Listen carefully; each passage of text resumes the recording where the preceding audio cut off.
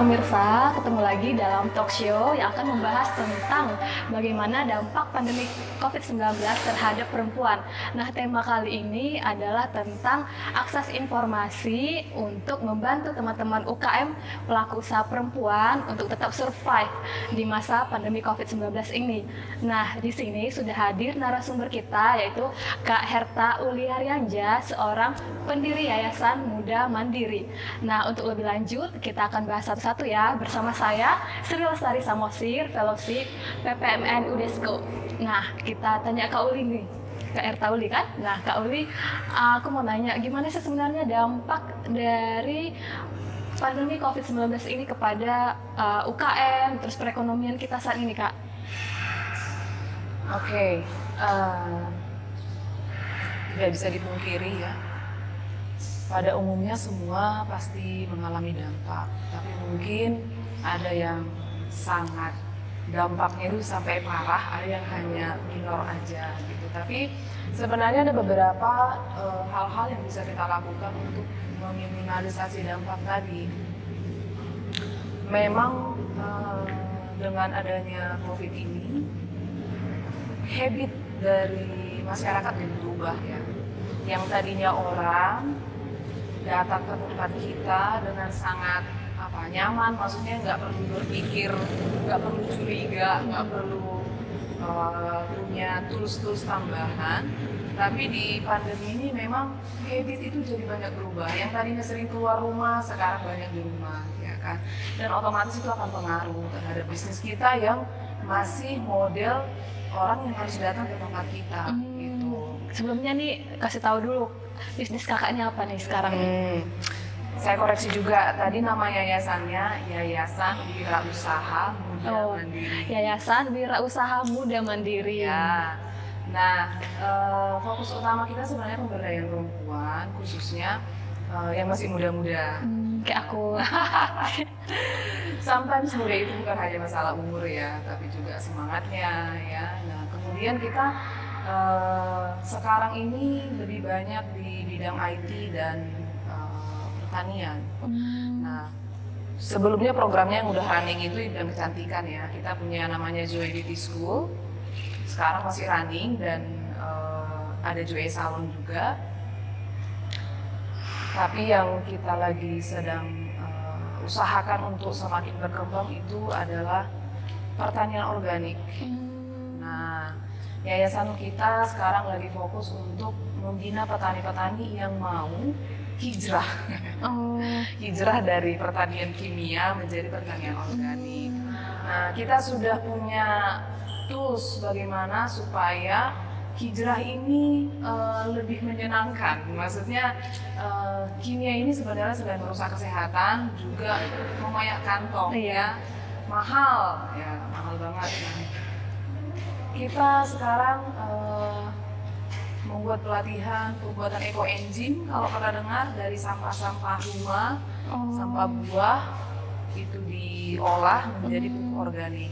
Ada banyak produk-produk turunan dari eco engine ini sendiri, dan ini sebenarnya sangat bagus sekali, bagus banget, dan sudah dibuktikan. Bahkan PBB sendiri sudah mengambil produk ini. Ini kan penemunya sebenarnya dari Thailand. Dia melakukan riset selama 30 tahun untuk eco engine ini sendiri.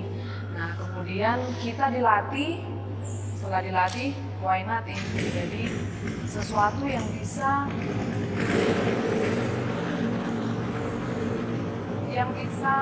membuat bukan hanya manusia lebih sehat, bumi juga lebih sehat, karena dengan memanfaatkan limbah organik ya, itu tadi yang berhubungan dengan pertanian. Terus di bidang IT kita lagi persiapkan namanya Women Academy, khusus untuk IT.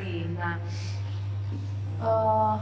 orang yang menolak perubahan sama seperti sekarang, saya sih sarankan untuk berdamai saja gitu, berdamai dengan keadaan, daripada kita terus marah-marah gitu ya, karena nggak datang customer, kenapa nggak mau merubah behaviornya kita. Misalnya nih, yang tadinya tidak mengerti digital marketing, yang alergi dengan teknologi, sekarang membuka diri gitu. Iya. Nah, jadi di Women Academy ini kita mau melatih orang-orang, kita sih pengennya cari yang dari desa, dari kampung, yang tidak sekolah, yang pokoknya lack of education, ya. Kita lebih prefer yang seperti itu ketimbang orang yang sudah tamat kuliah, yang tentunya dia sudah punya akses lebih banyak. Gitu. Nah, kita pengen buatnya ini gratis. Doakan kami. Pastilah Kak. Saya bersama teman-teman YSEALI, jadi karena saya juga delegasi perempuan untuk ASEAN. Wow. Di tahun 2018-19. Jadi kita ilmu yang sudah kita miliki itu kita pengen share. Iya. Memang kita akan butuh dukungan dari banyak orang supaya program ini berjalan, karena yang namanya IT butuh tools ya. Nah, tapi kita mengajar secara sukarela. Kita nanti pengen mendidik para perempuan ini supaya melek teknologi, terutama digital marketing.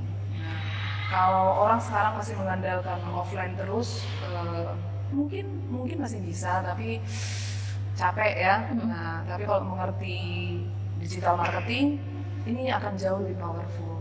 Iya. Nah, digital marketing ini sangat luas sekali. Bahkan saya sendiri masih terus belajar ya. Karena perubahan teknologi ini begitu cepat. Facebook, Instagram, ini di tahun-tahun terakhir ini kadang-kadang kita shock gitu ya melihat algoritma, kok udah berubah lagi algoritmanya gitu kan. Nah, jadi kadang-kadang aku mikir, oh iya, dulu di awal mikirnya gini, Facebook ini dapat income-nya dari mana ya gitu, atau Instagram, karena kan orang buat akun free gitu. Tapi makin kesini makin kelihatan bahwa memang you have to pay to play, atau istilahnya no freelance lah. Jadi semakin kesini ternyata bisa dibilang Facebook sama Instagram sebenarnya perusahaan iklan. Jadi sekarang kalau nggak beriklan nggak usah harap bisa naik gitu. Karena setelah melihat algoritmanya, ternyata sekarang Facebook itu kita posting sesuatu itu sekarang hanya 1% dari follower kita yang akan bisa lihat. Nah, kita kan dulu 100%, sekarang hanya 1% gitu. Karena apa? Karena mereka juga ya mau dapat duit dari mana kalau nggak ada iklan gitu. You have to pay. Ya, itu. Jadi tadi pertanyaannya apa kok jadi jauh banget sih? Nggak apa-apa sih, aku jadi merembes ke apa tuh Women Academy. Nah, berangkat dari mana sih ada ide Women Academy itu Kak? Itu menarik sih karena Kakak bilang akses informasi ke perempuan yang pedesaan itu kan kurang gitu. Sebenarnya apa yang membuat? Yang melatar belakangi, saya itu dari kampung. Saya itu bisa dibilang hanya faktor laki ya, faktor laki bisa mengecap pendidikan sampai pendidikan tinggi gitu ya, ketimbang mungkin orang-orang dari kampung saya. Jadi saya merasa perempuan itu memang mungkin secara sosial ya sengaja dilemahkan gitu. Iya, jadi bayangin ya kalau kita nggak tahu di keluarganya Sri, tapi di keluarganya saya ya, itu sudah ada gini, tamat SMA mau kemana gitu, mau kuliah ngapain, nah, itu sudah membuat kita wah gitu ya, karena pertanyaannya, lu kuliah mau ngapain?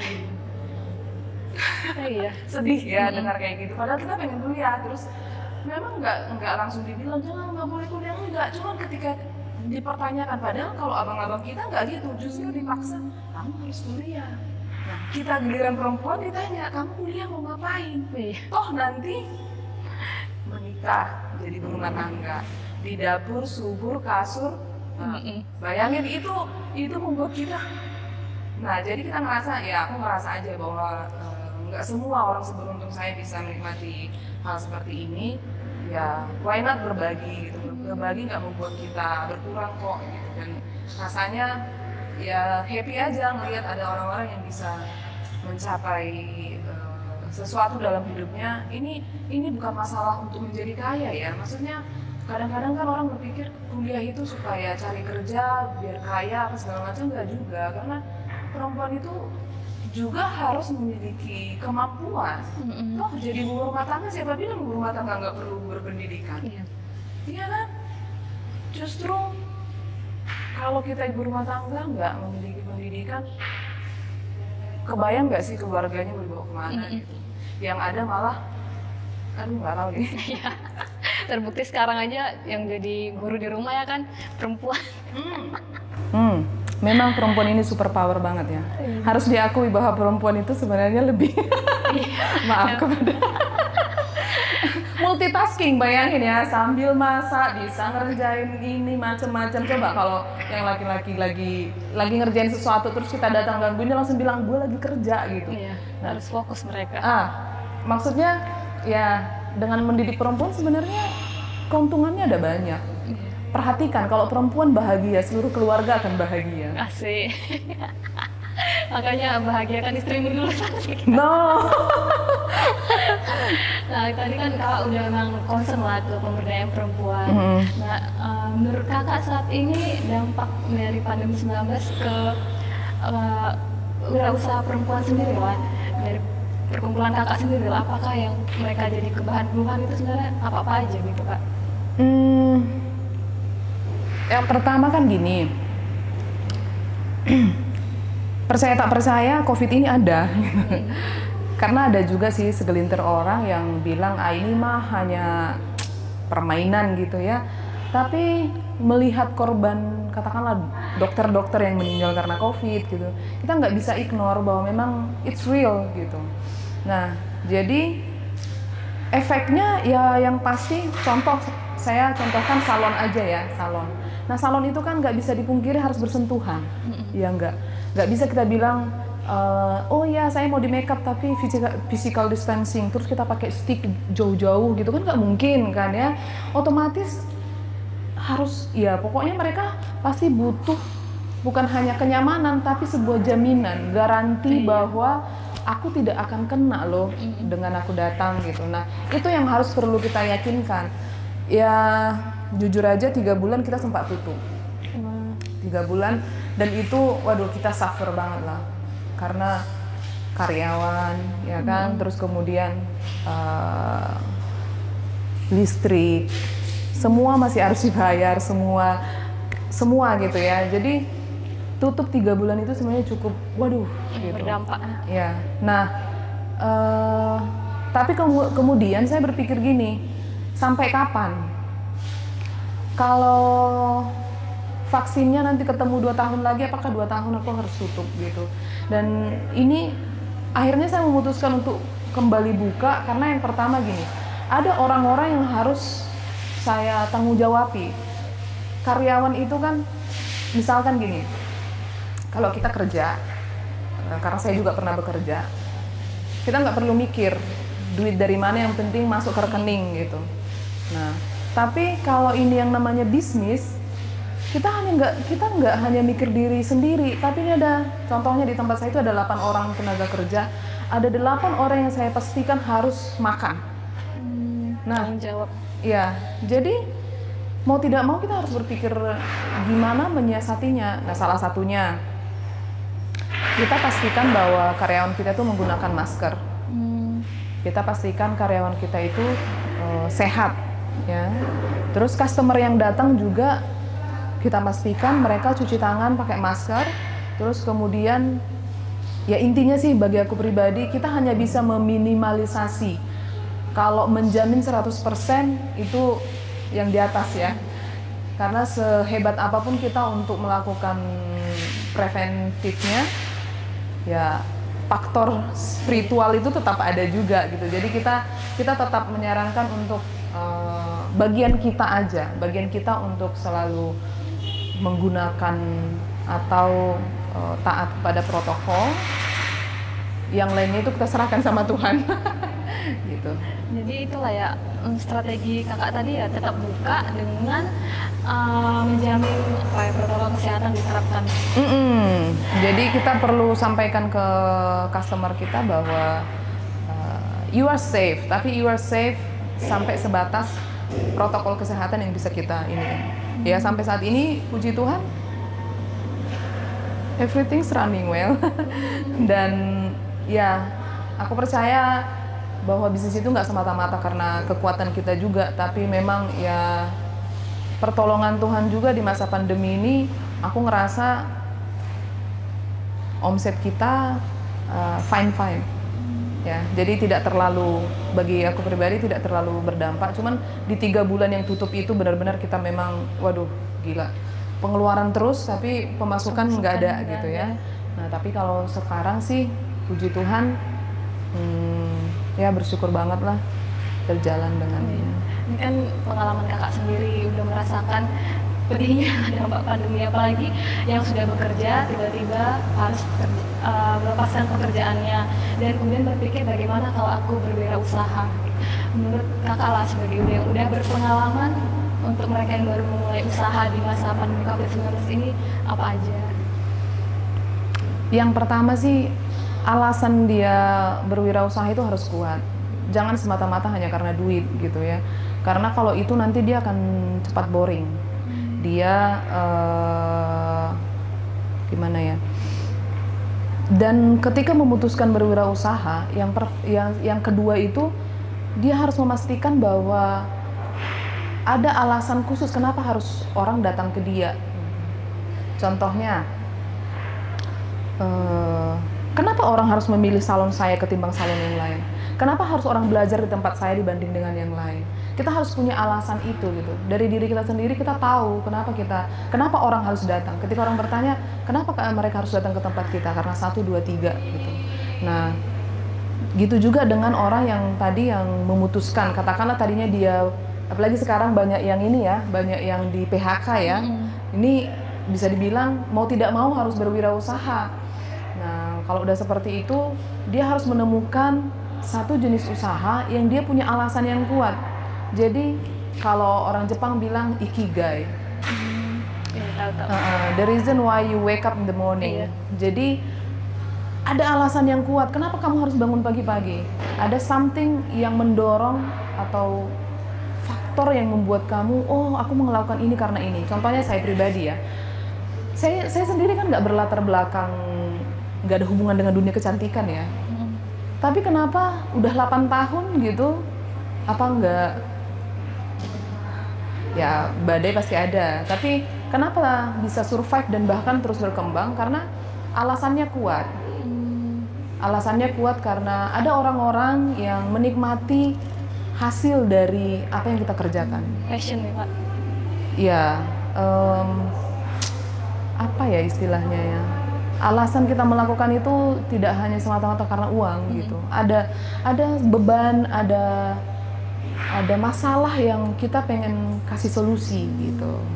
Ya, itu yang membuat kita terus whatever it is, kita tetap jalan. Jadi nggak langsung menyerah. Karena yang namanya bisnis akan ada kadang-kadang surut gitu. Ketika surut atau bahkan mungkin tidak berhasil, apakah kita menyerah?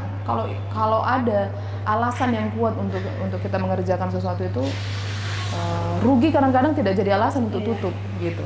Karena ada alasan yang lain gitu. Nah, itu kan tadi kita udah ngasih sedikit wejangan lah pada orang-orang yang baru mulai berusaha. Nah, yang sudah jalan berusaha nih kan Kak, sekarang aku lihat mereka jadi beralih ke digital marketing, e-commerce gitu.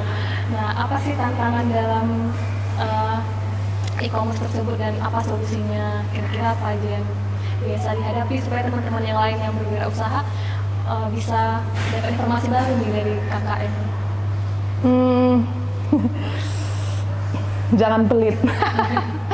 Jadi aku perhatikan ya, bisnis-bisnis yang survive itu, bisnis-bisnis yang terus bisa berkembang itu, dia mengenali customernya dan nggak pelit. Nggak pelit itu gini maksudnya.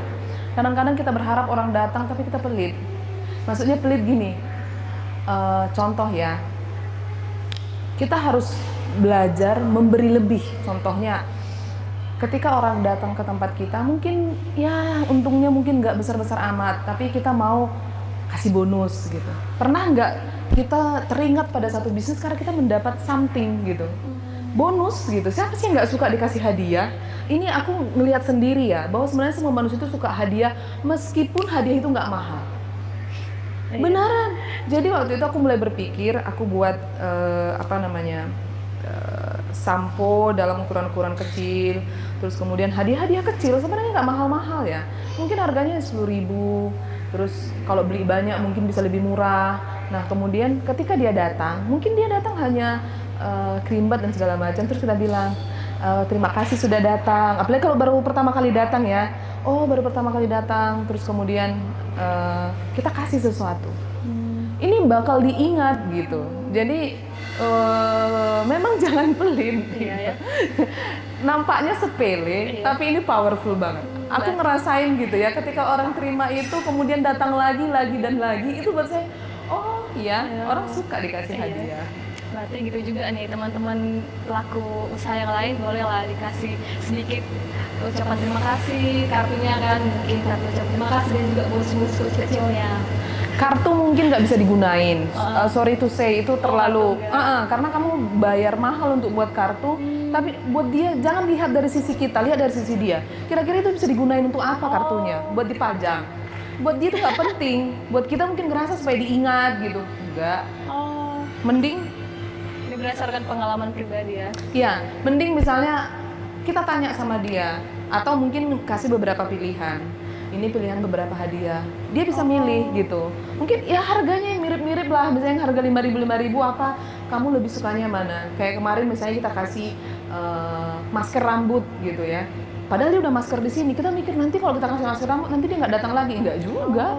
Jadi kita kasih misalnya itu kan sasetan yang masker rambut kan ada ya, nggak usah kasih yang besar-besar, nggak usah, nanti bangkrut kita.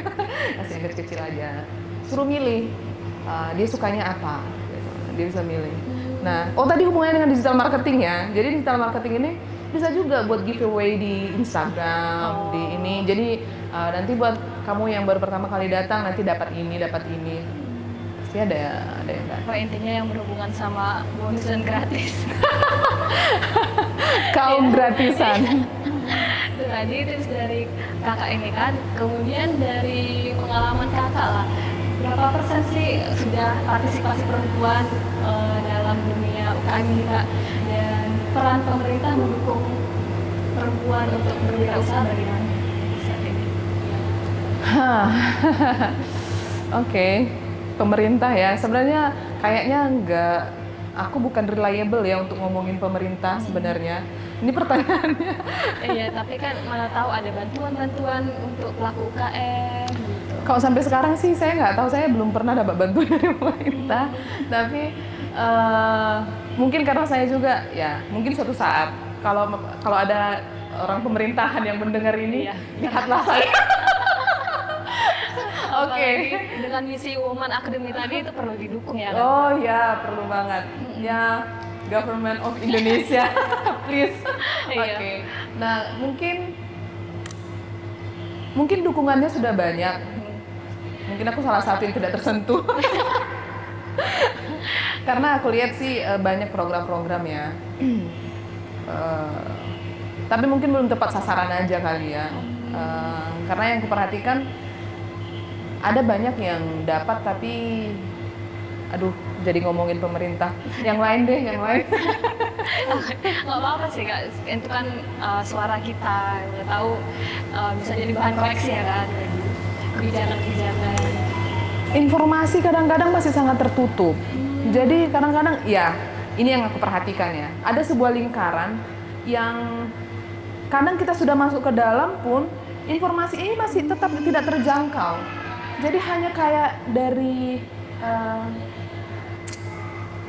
hanya lingkaran-lingkaran mereka saja. Sorry to say, ini harus aku bilang karena aku melihat sendiri dari 10 tahun yang lalu sampai hari ini itu aja yang dapat. Kita bingung gitu, tapi ya sudahlah.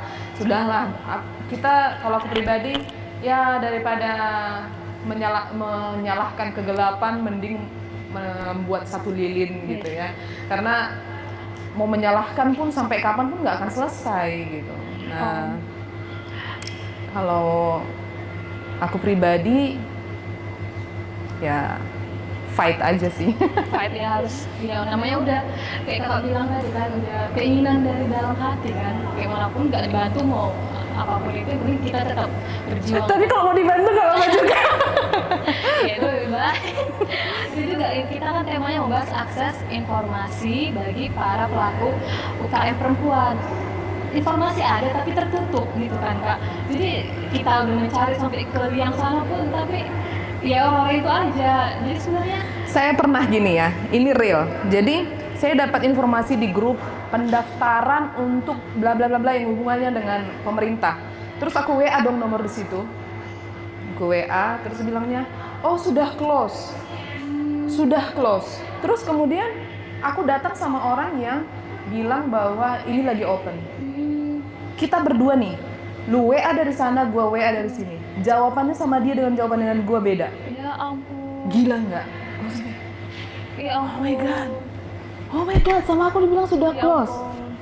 Ya udah, aku pikir ya, that's fine. Itulah, ya memang realitas. Iya, benar. Jadi kan ya terbuka akses informasi tapi kenyataannya ya itu. Sedih sebenarnya, sedih. Tapi kita nggak tahu sampai kapan. Iya, ada juga. Ya kalau keadaan kayak gitu susah emang maju, tapi mau kayak mana lagi kan kalau bukan dari kita sendiri yang berusaha itu ya Kak, kembali lagi ya ke diri sendiri.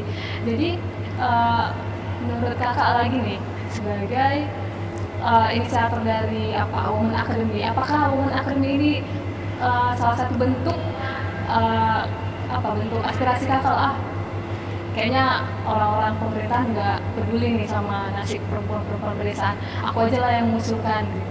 Enggak juga sih, enggak. Kalau aku pribadi sih sebenarnya ngerasa bahwa sebenarnya perempuan itu sangat powerful, tapi sering dikerdilkan, dianggap tidak mampu. Terus bayangkan saja ini di forum keluarga aja, kita sering dianggap suara perempuan itu nggak perlu didengar. Kamu kan perempuan. Itu kata-kata itu buat aku pribadi tuh jahat banget gitu, karena misalnya ini ada forum keluarga nih ya, terus kemudian ada abang-abang, ada orang tua, ada misalnya, terus ada case yang mau kita bahas. Nah, ya biasa dong, kita gatal di mulut mau ngomong, rasanya gitu, kita pengen ngomong, terus nanti jawabannya cuma gini, kamu kan perempuan. Terus kalau perempuan kenapa gitu? Nah, jadi ya aku merasa bahwa memang harusnya kita sebagai sesama perempuan, karena aku merasa memang perempuan itu sangat kuat, dan kalau perempuan bisa bekerja sama dengan laki-laki, semua powerful banget. Contohnya di dalam keluarga, kalau suami dan istri memiliki power yang sama-sama digunakan, bayangin betapa powerfulnya. Bedakan misalnya dengan hanya laki-laki saja dan perempuan disuruh ngikut aja gitu. Lama-lama kita bakal mati gitu. Padahal kita punya something sebenarnya dalam diri kita yang sangat powerful kalau diberdayakan. Iya. Jadi buat laki-laki kita butuh support. Kita nggak bisa, kalau kita bermusuhan dengan laki-laki justru kita makin terkekang tuh. Bukan hanya terkekang, kita menghabiskan energi yang nggak penting. Kita butuh dukungan dari para laki-laki. Support kami dong gitu, karena kita sudah lama dikerdilkan, jadi kita butuh mereka untuk mensupport. Misalnya suami support istri, abang support adik, orang tua support anak perempuannya. Jadi diberi kesempatan yang sama. Aku yakin itu jauh lebih powerful.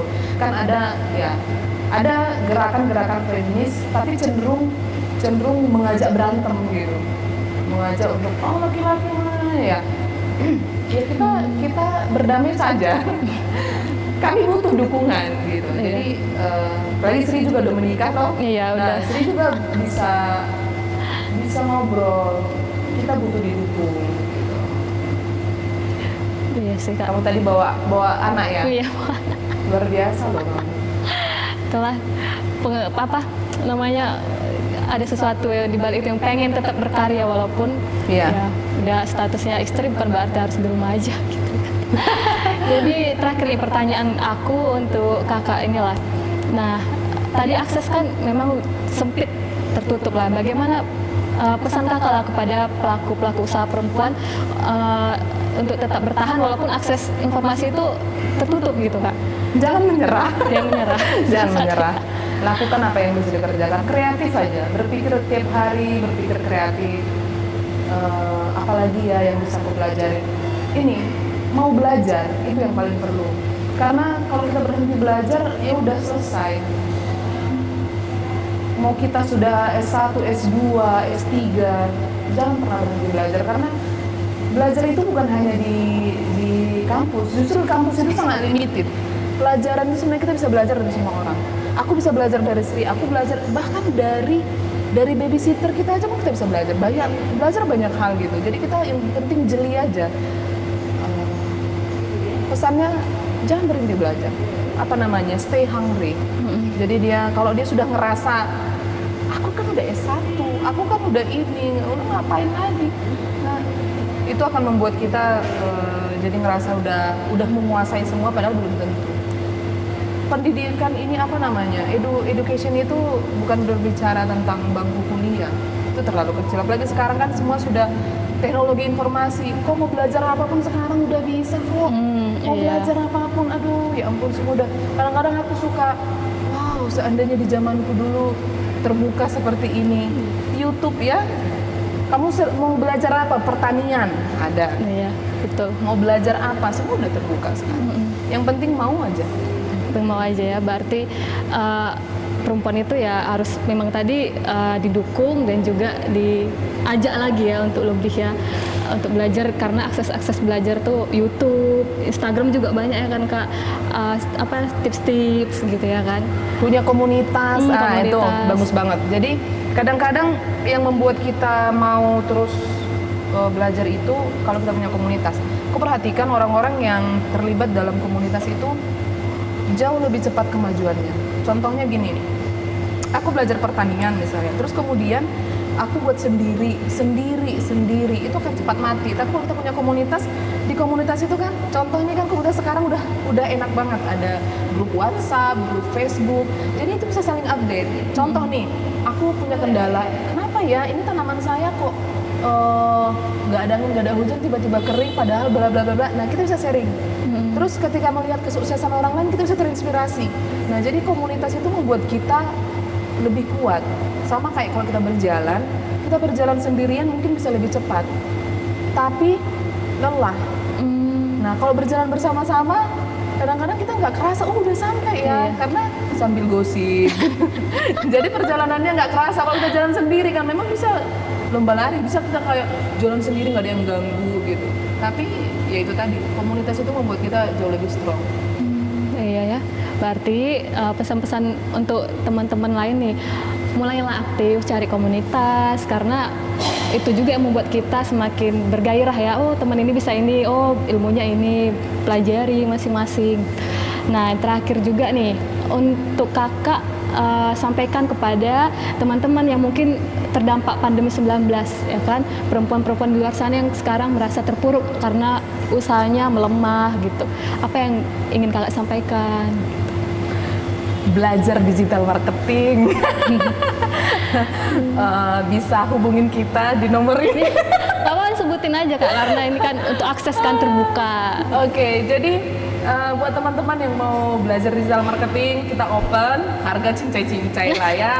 Bisa hubungi kita di 08 11 613 0745. Kita bisa bantu mulai dari aktivasi Google Business, terus kemudian di digital marketing sendiri kan banyak ya.